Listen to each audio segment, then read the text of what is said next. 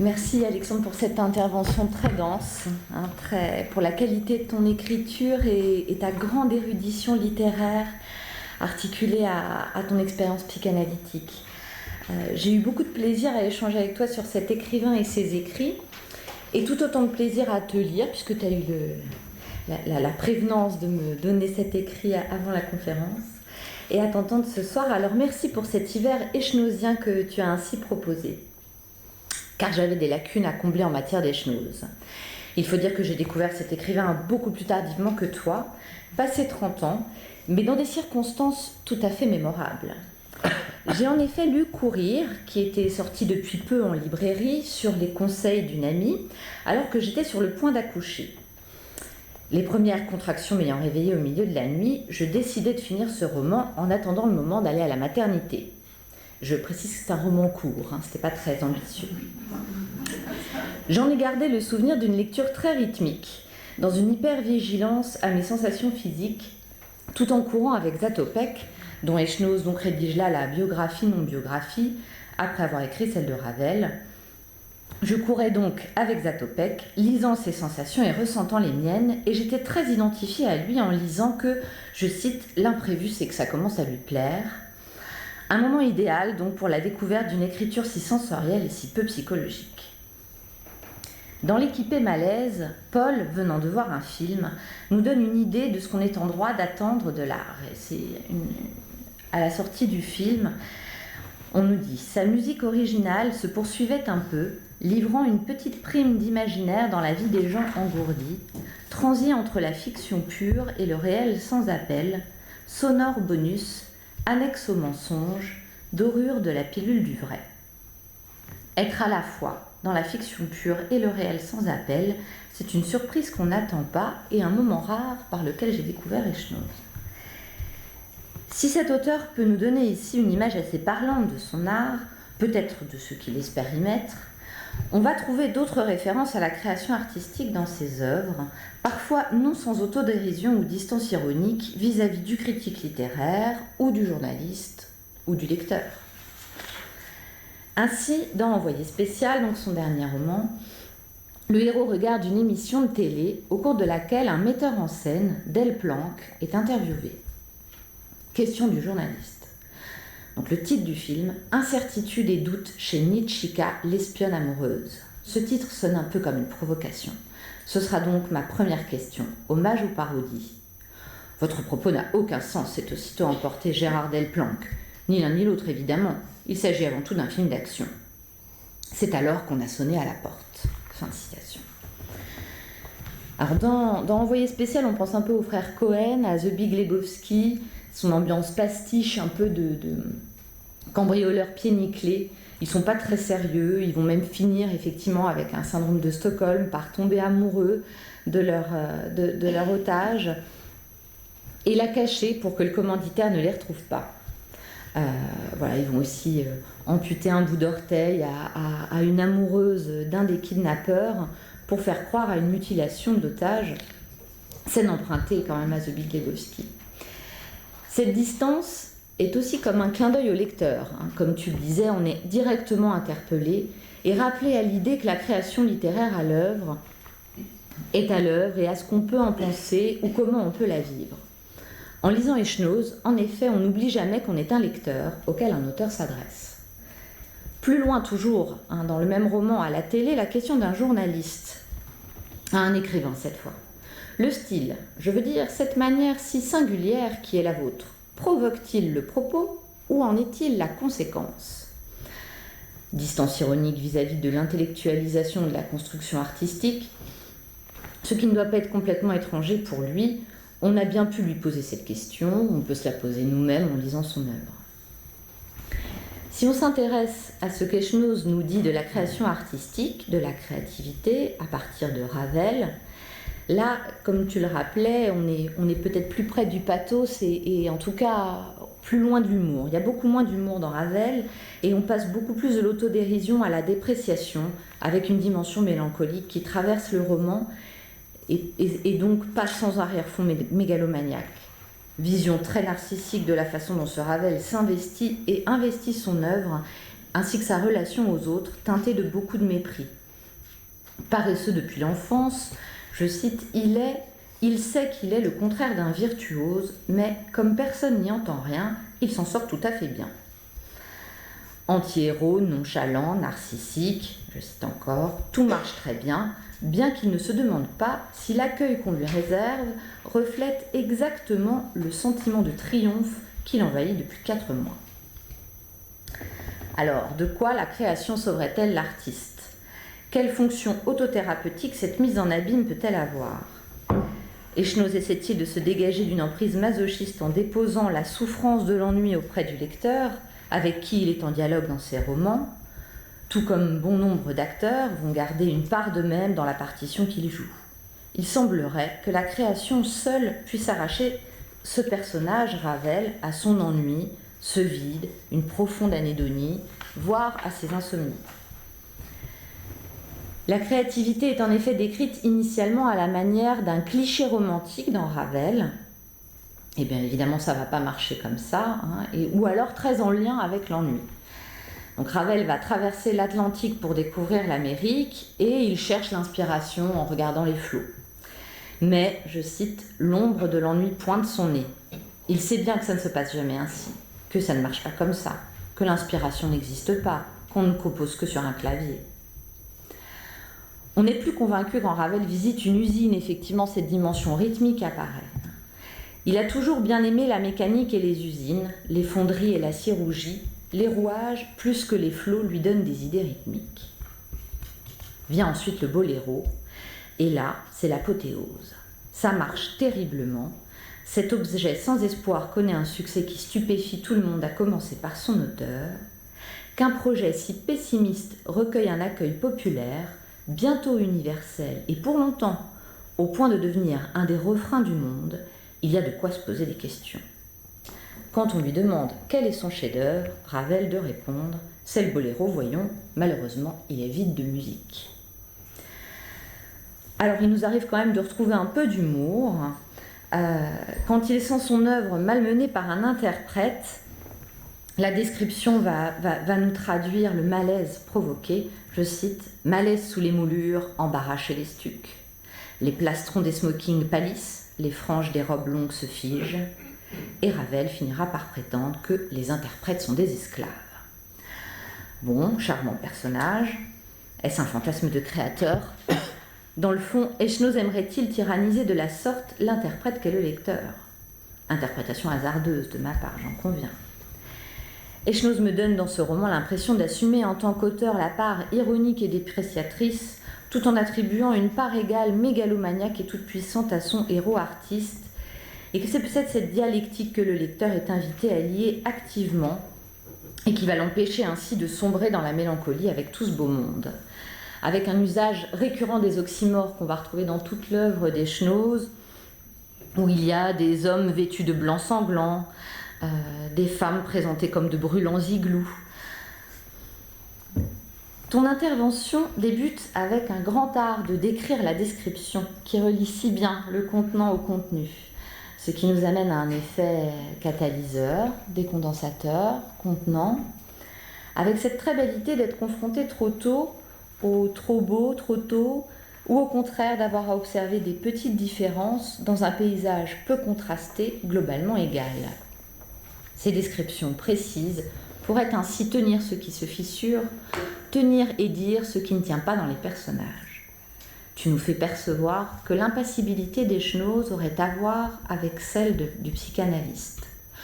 Je me suis demandé si cette impression n'était pas renforcée par cette hyper-présence de l'auteur qui interpelle le lecteur assez directement, qui ne se cache pas, comme tu le rappelais, derrière l'épaisseur d'une narration, et qui ne laisse pas vraiment au lecteur la possibilité de s'identifier à des personnages si peu affectés qu'on n'oublie jamais que ce sont des personnages. Et d'ailleurs, les personnages non plus. Dans Envoyé spécial, Constance, donc celle qui est prise en otage, décrit ceux qui l'ont prise en otage, je cite, « Ces personnages ont l'air aimables, urbains, posés, malgré certains écarts de langage. » C'est-à-dire que même Constance va les percevoir comme des personnages. Sans doute y a-t-il du semblable entre la lecture des Schnoz et l'écoute psychanalytique, et il me semble qu'ici comme là, on sera attentif à ce qui se répète en arrière-fond, quelle que soit l'intrigue et les péripéties, qui sont tellement évidemment présentées comme des prétextes dans l'œuvre des Schnoz. Et ce qui se répète est bien la distance, le vide, l'effacement, mais aussi l'implication brutale, l'émergence crue, qui fait jaillir le pulsionnel et amène une variation bienvenue dans le fil narratif. Car peut-être que sinon ce serait juste le vide. Ou juste l'évidement de tout affect. C'est ainsi qu'une patiente définissait l'anorexie. Et peut-être cela a-t-il à voir globalement avec le besoin d'éviter la confrontation à l'affect. Tout cela restant très tenu par la grande qualité de l'écriture, par cette impassibilité que tu décris, ce qui confère une grande élégance à cette œuvre. Il y a donc cet auteur qui nous interpelle, ces intrigues qui nous apparaissent comme des prétextes, qui révèlent ou échouent à masquer la mélancolie sous-jacente.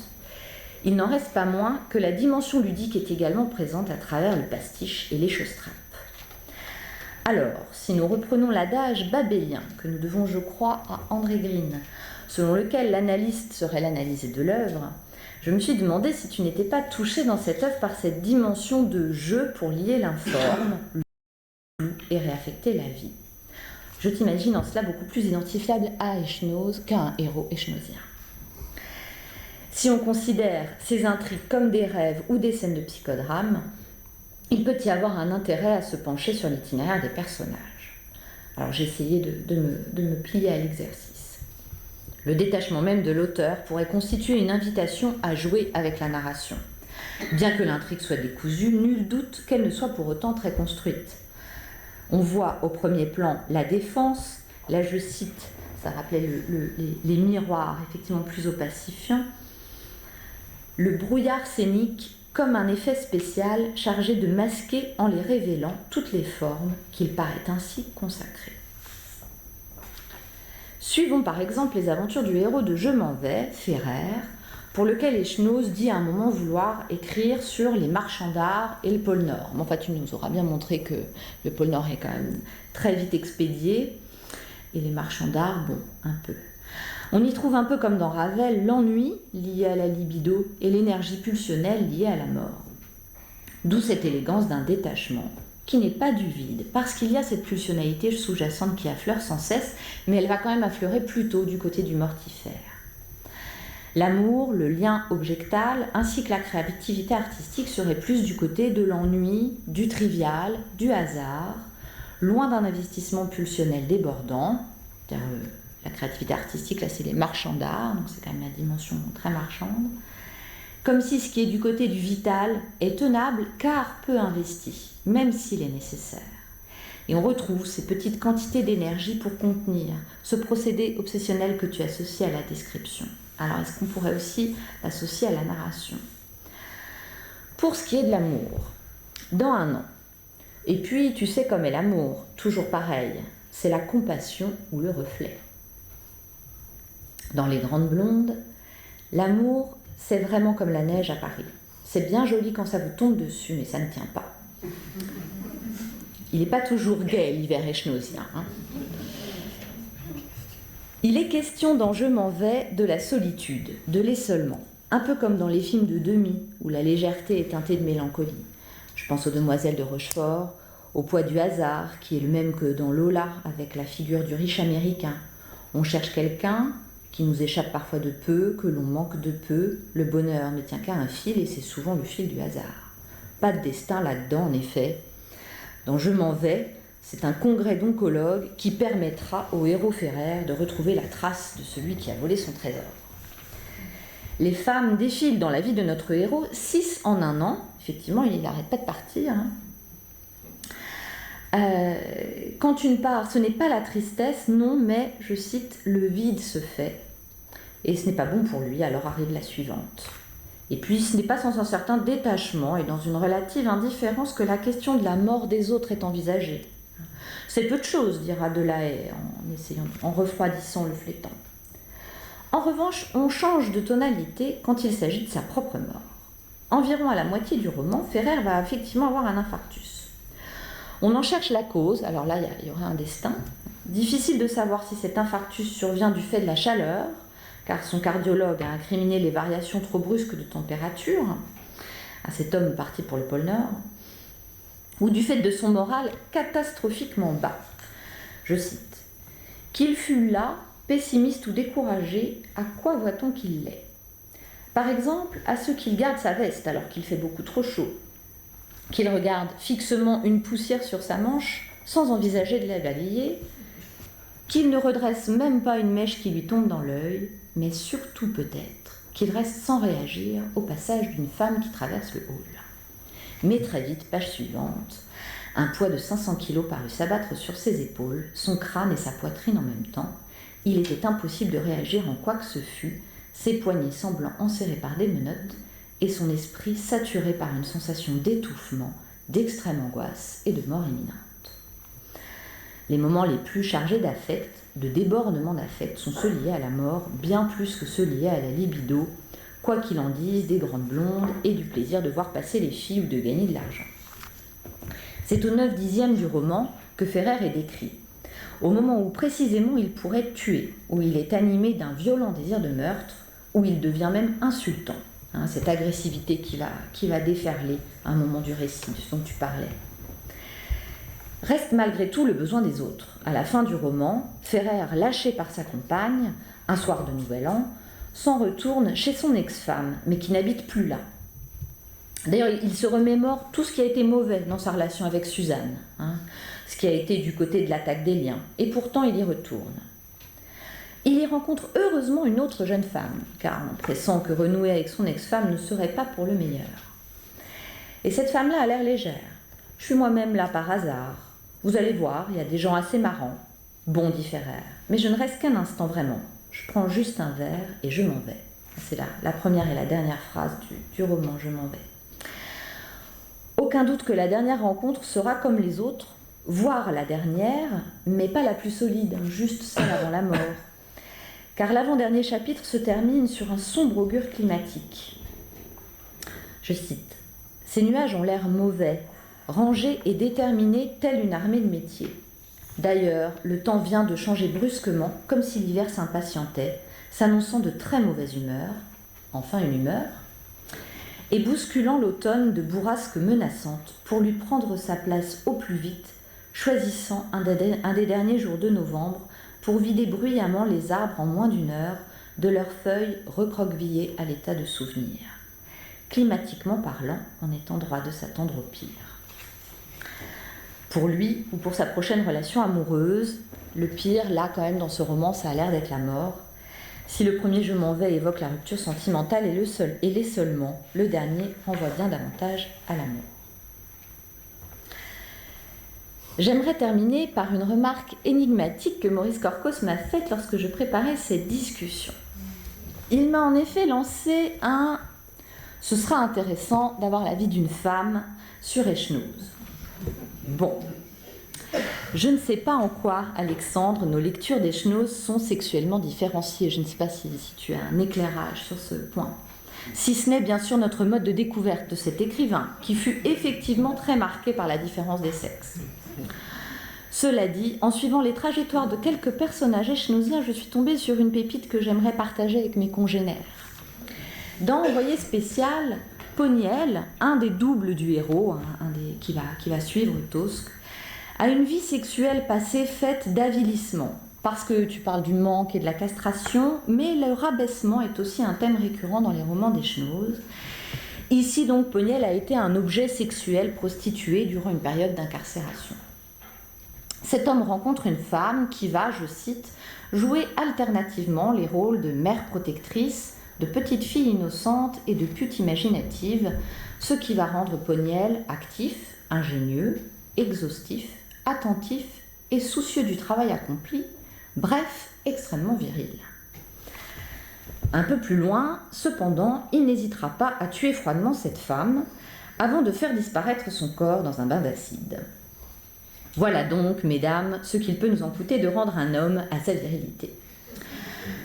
De la virilité au meurtre, il n'y aurait donc qu'un pas. Mais rassurons-nous, on peut bien jouer dans cette farce avec cette idée, pas plus sérieuse qu'un roman d'espionnage. Ça pourrait peut-être même faire une bonne scène de psychodrame. Qu'en penses-tu ?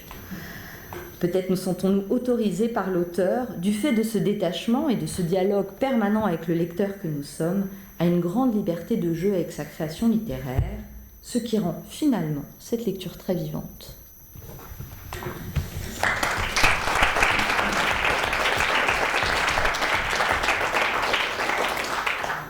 Eh bien, merci. Merci à tous les trois. Merci pour cette très belle intervention, très dense en effet, et très pointue, très passionnée, très attentive.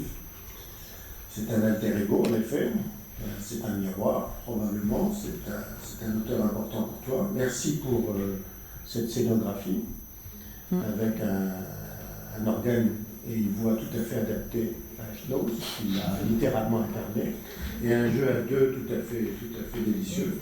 Merci pour la discussion qui a abordé les éléments essentiels, me semble-t-il, sans compter que vous deux, vous avez relativement clos la discussion en étant à ce point dense, en entourant à ce point toutes les lignes de crête que Schnoz peut aborder, mais peut-être quand même qu'il reste des espaces pour que nous puissions questionner nos trois intervenants. La parole est donc à la salle. Oui. Merci.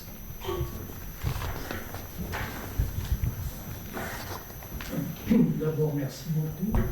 Et je voudrais revenir à une figure importante, celle de Jérôme Lardon, parce que vous parlez de deux personnages, à savoir Maurice Ravel pour les 10 dernières années de sa vie, et Émile Zatopek pour Courir.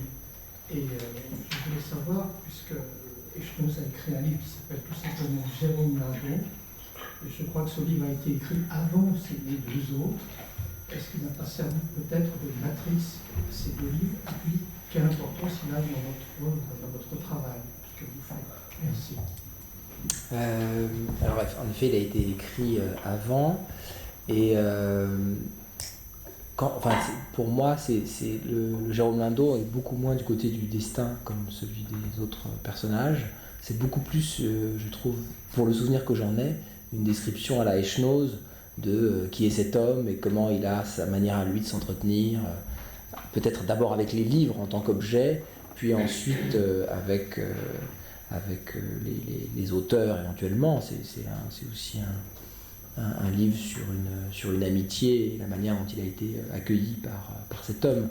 Donc je ne me souviens pas qu'il y ait le déploiement d'un destin ou de toute une vie ou d'une longue partie de la vie comme dans les autres livres.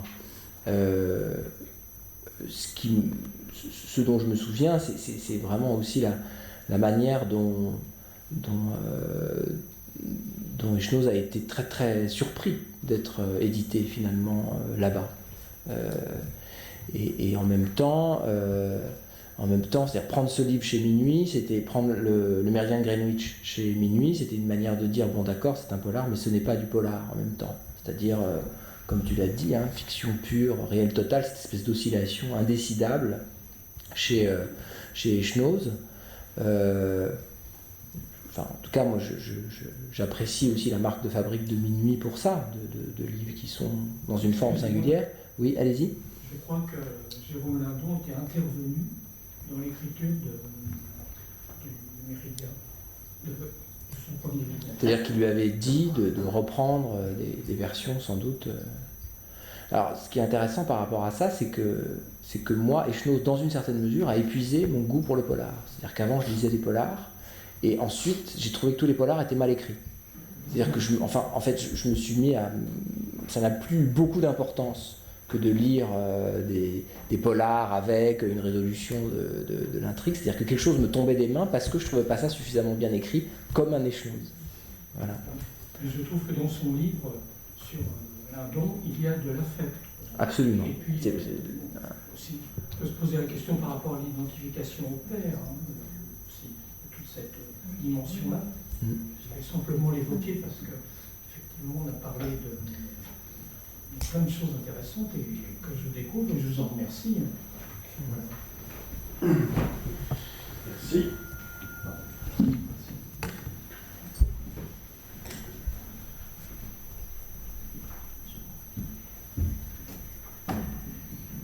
Oui, je voulais vous remercier tous les trois et surtout Alexandre parce que tu as échappé à la psychobiographie qui est parfois récurrente ici. Je trouve formidable ce que tu as fait parce que tu recrées complètement l'atmosphère des Schnoz, qui est un écrivain qui m'a accompagné depuis son premier livre. Donc voilà, je voulais déjà te remercier pour ça.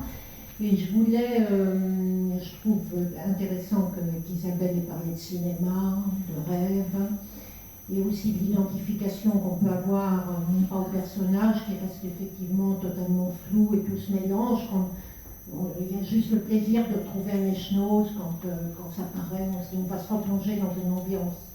Et je me demandais si, quand tu parles de la description des détails, au fond l'ambiance, l'atmosphère des chenaux, c'est pas celle de l'enfant solitaire qui joue tout seul, au pied, tout près du sol, qui regarde les détails, qui invente des histoires, qui joue avec les rainures de parquet, les petits cailloux. Enfin voilà, si tu avais aussi pensé à ça, parce que moi ça me fait beaucoup penser à ça. Effectivement, garçon ou fille, on peut s'identifier à cet enfant qu'on a été et qui s'invente. Voilà. Merci Irène. Non, j'y avais pas pensé du tout en ces termes-là, mais il y a, finalement le vide, l'ennui, oui, s'attacher à des toutes petites choses et à en faire des bijoux avec, oui, c'est absolument, ça peut être de cet ordre-là. Alors juste en complément avant, sans faire de psychobiographie, mais quand même, l'enfant qui joue et qui développe une perception extrême de la réalité externe, qui devient un miniaturiste, qui tente d'épuiser la description de tout espace extérieur, il le fait à l'ombre d'un objet. Bon.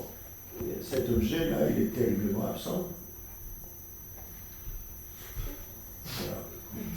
Je veux dire que le sujet devient miniaturiste, devient hypermnésique de la réalité externe, parce que justement, cette ombre-là n'est pas une ombre porteuse.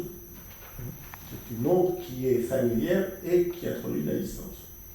Donc on peut imaginer que son objet, à l'ombre duquel il ne s'est pas beaucoup amusé, il a été obligé d'épuiser sa perception pour ne pas mourir d'ennui et peut-être tomber dans le vide.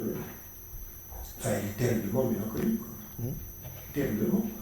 Alors après, quand on le voit à la télévision, ce virtuose du verbe est un orateur un peu compliqué, à la limite du bégaiement. Oui, voilà, peut-être loin de Modiano. Donc l'écriture l'a probablement sauvé d'une distance relationnelle qui lui est difficile, même s'il garde la séduction, qui lui permet une certaine familiarité, et que cette distance, elle ne date pas d'aujourd'hui. Là, je pensais. De l'autre côté. Comme Maurice le disait, souvent on écrit parce qu'on ne parle pas. Mais je voulais vous remercier vraiment du fond du cœur parce que j'étais extrêmement touchée par la densité de transmission, aussi bien de votre exposé et aussi bien à la limite d'une transmission littéraire, du monde la transmission du monde de papier, du monde de l'écriture et aussi du monde psychanalytique. Enfin, et vous avez fait réapparaître aussi toute la famille des éditions, Minuit, toute la famille choisie par le regard de Jérôme Lindon et toutes ces filiations littéraires remontant au 19e que vous avez évoquées, je trouve ça extrêmement touchant. Je me suis dit, cette écriture du reste, vous pourrez dire cette écriture du reste, qui nous touche chez Schnoz, qui nous a touché chez Modiano, qui sont nos contemporains, les écrivains. Je me suis dit, c'est peut-être qu'ils occupent la place qui reste après tout ce qui s'est passé de l'histoire, ça me faisait penser toujours les thèmes, comment peut-on écrire après la Shoah, mais aussi qu'est-ce qu'on écrivait après 14, enfin, et ainsi de suite, et ainsi de suite. Donc il y a une filiation de la confrontation de chaque génération à l'histoire, et puis aussi à l'histoire littéraire, où il faut se démarquer, et donc, on écrit dans l'interstice entre les pavés, enfin, quand on écrit, hein, c'est j'ai trouvé ça très bouleversant, votre petite table ronde. Et Schnoz dit beaucoup qu'il a commencé à écrire, enfin, pas en réaction, mais s'il voulait écrire, il fallait qu'il trouve un endroit qui soit un endroit de liberté par rapport au dogmatisme ambiant des années 70 qui avait été marqué par le nouveau roman. Et il a choisi les romans de genre comme sous-genre, même si chez Rob Grillet, il y a aussi du policier, chez Butor aussi. Oui, mais attendez, il fait exactement le même effet que Rob Grillet, c'est-à-dire qu'il fait sa description, etc., de trucs insignifiants et à la limite du barbant, mais à la limite c'est peut-être tellement frustrant que ça vous fait quelque chose, ça fait quelque chose au lecteur, et que le lecteur remplit, il faut un petit barrage d'objets, soit dit en passant que Modiano utilise aussi énormément les autres. Moi j'ai senti une filiation directe du Rob Grillet à la limite, et avec le même genre d'impact. D'ailleurs il y a l'impact un petit peu sadique, un petit peu... Oui. Alors oui, il y a l'humour qui... Il y a l'humour, et puis il y a la frustration de rien raconter. Après, je pensais quand vous avez, j'ai pas lu Envoyé spécial, mais en lisant, grâce à vous aussi, parce que je n'avais jamais réussi à rentrer là-dedans, en réalité. Et là, comme je me suis dit, il faut quand même que je rentre un petit peu si je veux aller à la conférence. Irène m'avait dit, tu vas voir, ça va être sensationnel. Donc, alors moi, en lisant, je m'en vais, outre de voir redéfiler toute l'histoire littéraire, je voyais Intolérance de Griffith, Naissance d'une nation, la façon de fragmenter l'histoire. Il y a la description du jeu, mais la façon de fragmenter, pas comme Amélie Poulain, il se passe ici, là, pas comme un homme et une femme, mais un petit peu, qui crée une dynamique émotionnelle, on pourrait dire une dynamique émotionnelle et une forme de suspense. Il y a du suspense dans cette non-action, du fait que on fragmente. C'est une technique narrative à mon avis. D'ailleurs, après j'ai vu des critiques de techniques narratives, les critiques qui sont au dos du livre, une technique narrative extraordinaire qui nous embarque en coupant mais en faisant revenir. Enfin voilà. Merci.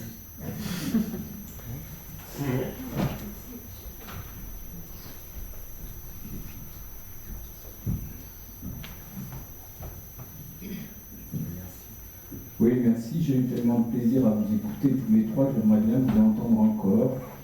Et en particulier sur la dimension de pastiche, je ne sais pas si on peut toujours à strictement parler, évoquer la notion de pastiche chez Schnoz, mais enfin c'est une dimension qui est quand même récurrente dans son œuvre. Pour articuler un petit peu avec les choses qui ont été dites là tout de suite, je ne sais pas si on est écrivain parce qu'on a du mal à parler, je me dis plutôt qu'on est écrivain parce qu'on ne peut pas, enfin, on écrit parce qu'on n'a pas la bouche pleine. Et qu'il y a une bouche ouverte comme ça chez l'écrivain, et que Schnoz, et en particulier le pasticheur, est sans doute une espèce de grande gueule ouverte qui est capable d'avaler le texte, d'en faire quelque chose, de le digérer, et puis de le recracher à sa manière. Alors, quand tu disais que tu ne peux plus tenir de polar entre les mains, là aussi on a quelque chose qui tient peut-être à cette grande gueule ouverte que serait Schnoz comme d'autres écrivains, c'est-à-dire comment il arrive à tenir le lecteur. Alors, je ne crois pas qu'il y ait un vide affectif. Je ne crois pas seulement que le style d'Schnoz se promène entre affaîtrie ou affectation, je crois qu'il y a de l'affect tout du long, c'est presque un débordement pulsionnel, vous l'avez dit, c'est-à-dire c'est sa manière, c'est son appétit qu'on ressent, c'est son appétit, et comment il nous tient, comment il est capable de nous tenir, même avec des prétextes, c'est-à-dire il n'y a pas vraiment de texte, ou alors le texte on ne sait pas quand il va venir, peut-être il arrive avec Ravel, avec Zatopek, etc.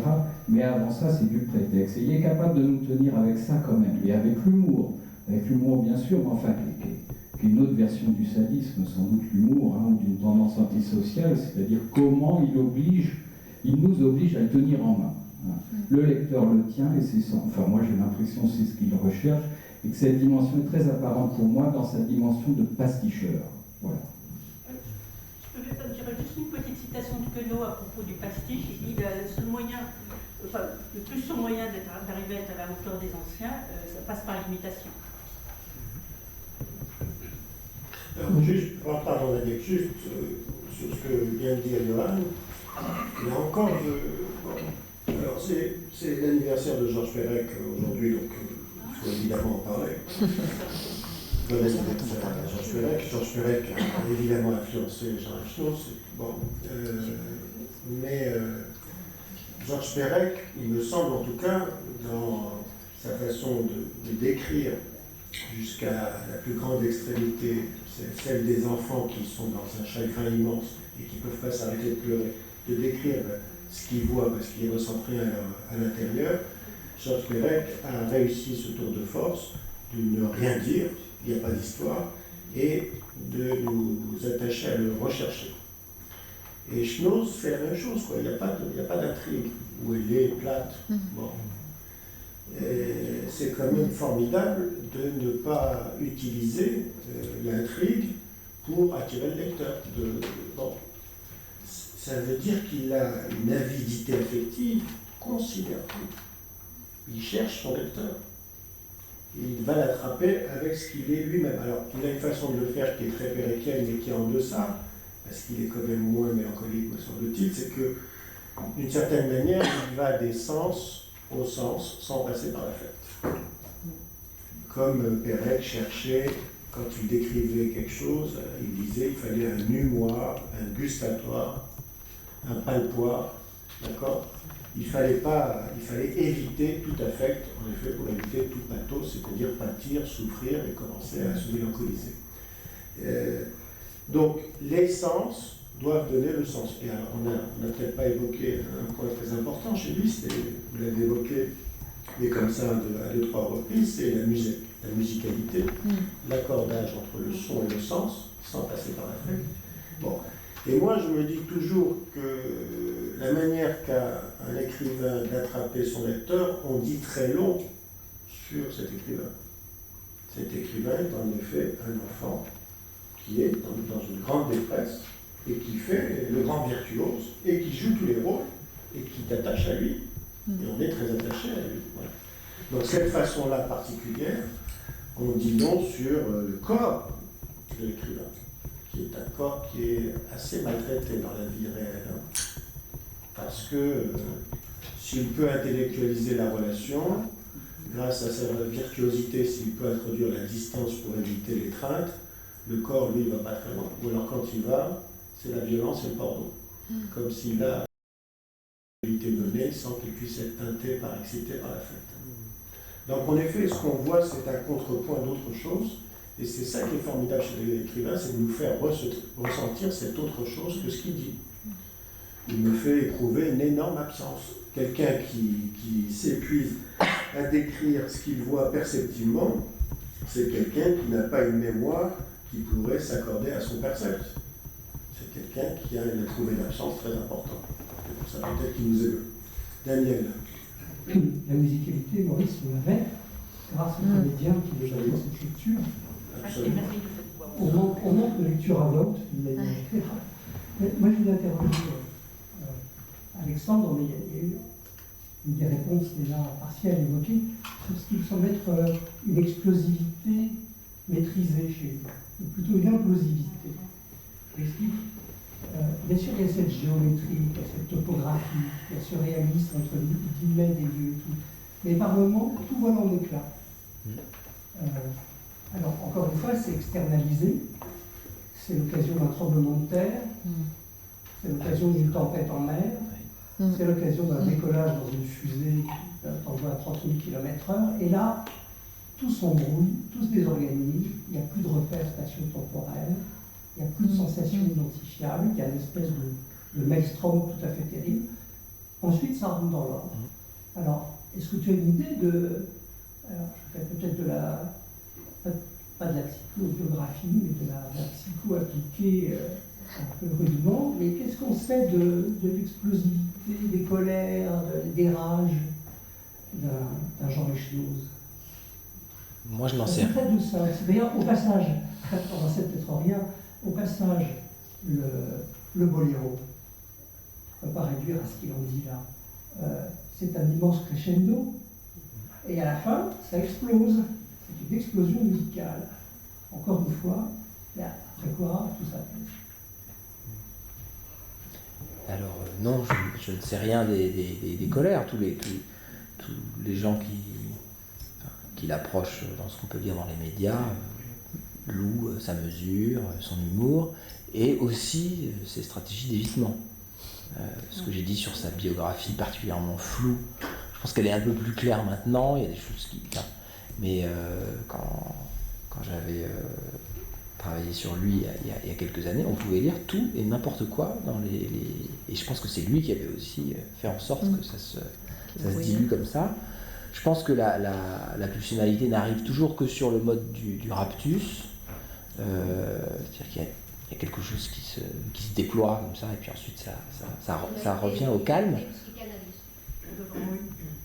Ça, c'est vrai? T'es sûr que c'est vrai? Qu'est-ce qui est vrai? Non, mais, et moi, je pense plutôt à... Enfin, quand tu parlais, je pensais plutôt à la musique. Enfin, à la musique de Ravel, et pas le boléro, c'est-à-dire aussi ces choses avec des crescendos ou des mouvements très amples qui sont assez proches du désordre, qui ont introduit aussi au jazz ou à la musique plus contemporaine. Et je me dis que parfois, peut-être, ces livres sont composés comme ça aussi, avec un mouvement très chaotique à un moment, et ensuite on revient à quelque chose de plus calme. Il est proche du jazz. Très. On a pas mal évoqué des références, mais il y a Jacques Tati aussi. Ouais. Oui. Ah oui. Oui, c'est vrai. Enfin, quand même, dans nous trois, le tremblement de terre à Marseille, et ensuite de s'envoyer en mer dans la fusée avec la... Bon, c'est quand même... Il a un gros problème dès qu'une femme qui est séduisante s'approche de lui. Il faut que ce soit la nature à l'extérieur qui explose, puisque lui, c'est la même chose que Hitchcock, lorsqu'il fait exploser la nature dans les oiseaux, pour faire témoigner à la nature de sa fonctionnalité. C'est pas moi, c'est l'extérieur. Ce qu'on ne passe pas dans les oiseaux, c'est dès que les deux perruches se retrouvent ensemble, dès qu'il y a une petite scène primitive entre les minuscules, la nature. Les oiseaux se déchaînent. Et la nature, c'est peut-être le fameux objet à l'ombre duquel on essaie de jouer, l'objet maternel, qui explose. Je ne crois pas que ce soit lui. C'est que dès qu'une femme s'approche, tous se désorganisent. Ravel a une sexualité avec un privatif, non? Même pas une homosexualité. Il dit qu'on sait rien là-dessus. Ouais. Et il fait quelques blagues, Ravel, dans le bouquin dessus. Il dit qu'il va au bordel un jour. C'est tout, mais... Après, il y a le contrepoint. Le contrepoint de la privation, c'est... D'autres questions? Madame. Bonsoir, et je vous remercie évidemment pour votre intervention, surtout. Moi, j'ai été touchée par un texte court de Jean Echnoz qui parle de la mer, qui s'intitule L'occupation des sols. Alors, je crois que dans sa jeunesse, Jean Echnoz a étudié le génie civil. Et en fait, voilà, j'ai été touchée par ce texte et j'aurais peut-être aimé si vous aviez des choses à en dire et puis à le situer par rapport à votre exposé et aussi par cette préoccupation de la mer. Caprice de la reine, oui. De l'occupation des sols, je ne me souviens pas. Je l'ai lu, mais je ne m'en souviens pas. Donc, ou très peu ou trop peu. Donc, si vous pouvez nous en dire quelque chose, tant mieux. Parce que moi, moi je là... n'ai pas d'analyse, je mais... brièvement raconter l'histoire. En fait, c'est une famille, ils sont trois, la mère, le père, le fils. Un incendie se déclare dans le foyer, la mère décède, donc le père et le fils doivent refaire leur vie. Donc il y a cette préoccupation de se remeubler, enfin, voilà. Et puis on apprend au fil de sûr qu'ils ils ont un rituel comme ça, qu'ils vont rendre visite à la mère. Et on comprend pas, on croit que c'est le cimetière bien sûr, et puis petit à petit on comprend qu'elle a un soupirail dans le flanc. Il y a comme ça une description du corps de la mère, et puis elle est peinte sur un mur, et le peintre l'a représentée souriante, et puis je crois que c'est une publicité pour un parfum. Et donc il y a toute l'évolution de la parcelle qui se trouve, alors elle est représentée sur un mur pignon, alors bien sûr il y a le détail de la rue, le nom de la rue, tout ce que vous évoquiez tout à l'heure. Et donc ça devient un terrain vague avec des détritus, ensuite il y a une palissade, on commence à envisager des travaux, il y a des fondations, les murs montent petit à petit. Et on apprend que le père a acheté un studio finalement dans cet immeuble. Et il revoit de temps en temps son fils, son grand-fils, il se donne un rendez-vous pour un repas et il glisse à son fils. Je crois que là, on est juste au niveau du sourire. Alors ils se mettent à déjeuner, ils disent bon, on a jusqu'à 14h et puis on attaque au marteau et au burin pour dégager le sourire. Bah, merci de ce récit, au moment où vous le racontez, je me souviens de ce moment où effectivement le mur dévoile le souvenir de la mère, qui nous dit aussi que les récits les plus affectés sont peut-être dans les plus courts, comme dans le petit Jérôme Lindon et le tout petit Occupation des sols aussi. Comme si là encore, il ne fallait pas que ça se déploie trop. Mais rien que quand vous le racontez, il y a quand même un concentré d'affect assez fort. Oui, alors est-ce que vous ne pensez pas que Echno s'est profondément retrouvé dans Ravel? Alors il se me venait à l'esprit la maison de Ravel à Montfort-l'Amaury, qui est quand même très particulière, c'est quand même lui qui a conçu la décoration intérieure et les papiers peints en particulier, qui est dans les tons bleu foncé et marron, un peu tristounet des vieux garçons. Et puis, je pensais aussi à l'œuvre du boléro de Ravel. L'histoire, c'est qu'il était un peu en panne d'inspiration et qu'il était pressé par le temps, qu'il avait trouvé un motif et qu'il a décidé de reprendre ce motif en le répétant.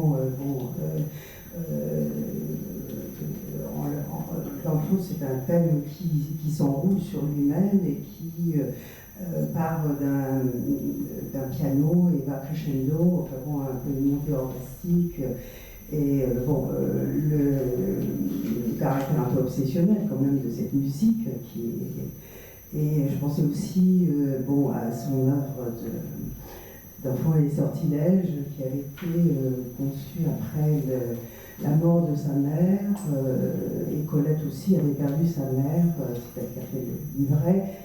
Et donc, on retrouve dans l'angoisse de castration et l'angoisse de séparation dans le thème qui a été développé par Mélanie Klein. Voilà, enfin, c'était les choses qui m'étaient venues à l'esprit. Ouais, merci.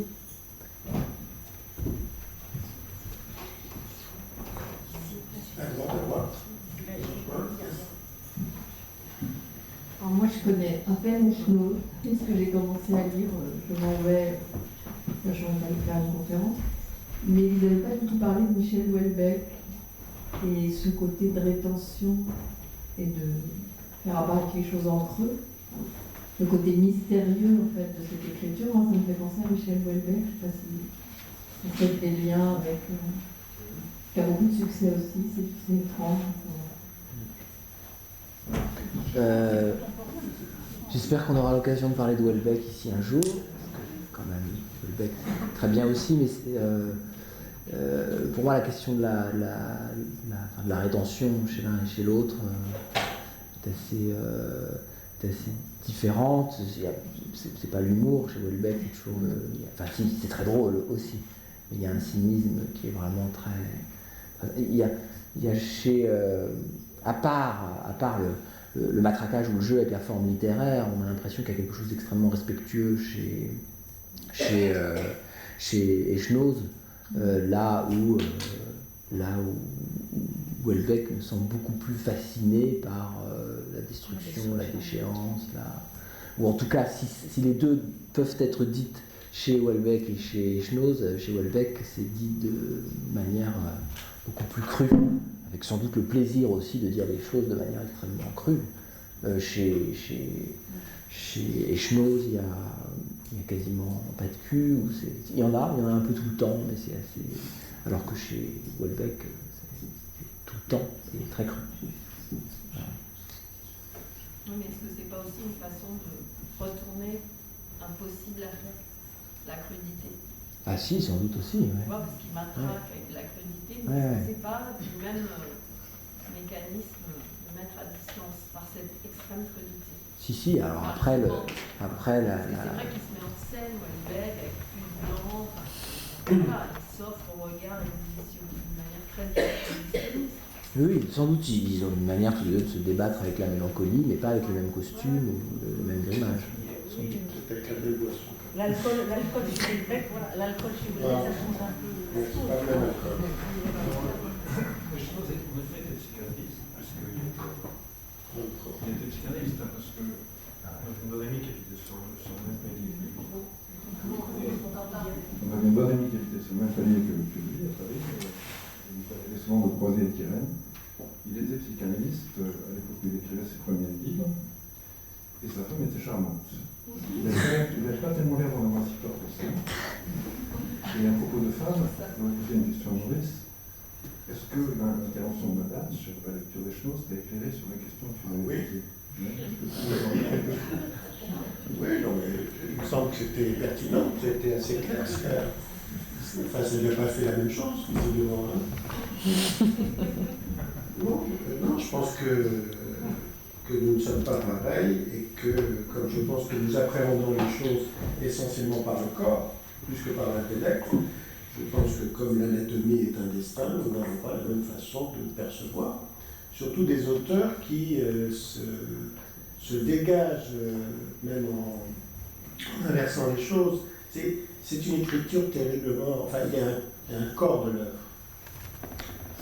Ça a l'air d'être intellectuel, mais c'est d'abord de la musique. Bon. Et ça, je ne crois pas qu'on est affecté de la même manière selon qu'on est une femme ou un homme. Alors, par ailleurs, je pense qu'il a... Bon, tant mieux s'il a trouvé une femme avec qui ça se maintient très bien. Mais il n'arrête pas d'avoir des problèmes avec des femmes, il n'arrête pas de partir. Ce qu'il aime, c'est le moment où il s'en va. À chaque fois, c'est « je m'en vais ». Pourquoi ? Probablement pour retrouver une femme dont il ne peut pas se séparer, qui est une figure intérieure et qui, à mon avis, est motrice de l'œuvre. L'ombre maternelle est omniprésente. Et c'est celle-là. Je crois que la place est déjà occupée à l'intérieur de lui, dans la crypte. Alors peut-être qu'il a trouvé une place, une femme qui accepte de rentrer dans la crypte, ça existe. Ouais. Ça existe. C'était sa femme de l'époque, je ne sais pas si Non, qui le laisse avoir sa crypte. Pardon ? Une femme qui le laisse avoir sa crypte, ça va. Bon. Écoutez, on va encore remercier nos orateurs, nos intervenants.